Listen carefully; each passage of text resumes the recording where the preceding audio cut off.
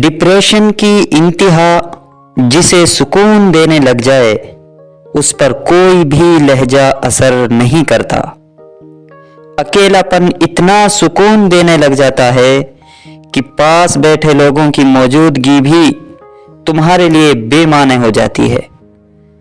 تم ایک نئی دنیا ایجاد کر لیتے ہو، تخلیق کر لیتے ہو، جس میں بس تم ہوتے ہو اور تمہارے خیال اور ان خیالوں کے کردار جو بس تمہیں نوچ رہے ہوتے ہیں۔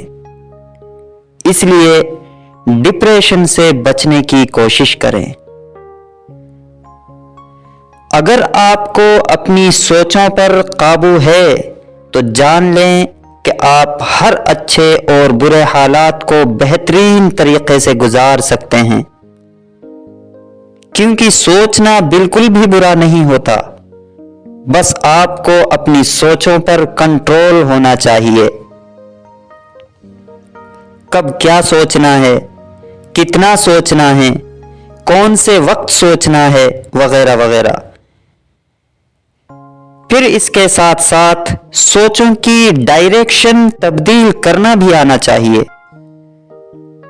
سوچوں کی سمت بدلنا آنا چاہیے، بری سے اچھی، نگیٹو سے پازیٹیو، منفی سے مثبت، اداسی سے خوشی، مایوسی سے حوصلہ افزائی وغیرہ۔ دوستو یاد رکھیں، برے حالات، پریشانی، ناکامی وغیرہ میں نگیٹو سوچوں کا آنا فطری بات ہے۔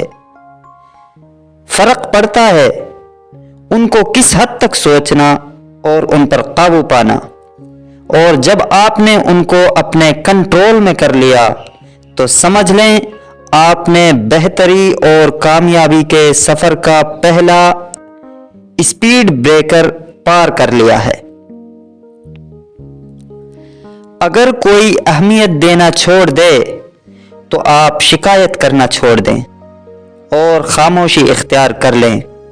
یاد رہے، ہر وقت حاضر رہنا، ہر وقت دستیاب رہنا، پیچھے پڑے رہنا، ہر وقت کی شکایتیں آپ کی اہمیت کو گھٹا دیتی ہیں، اور بھیک میں خیرات ملتی ہے، مقام، مرتبہ اور عزت نہیں ملتی۔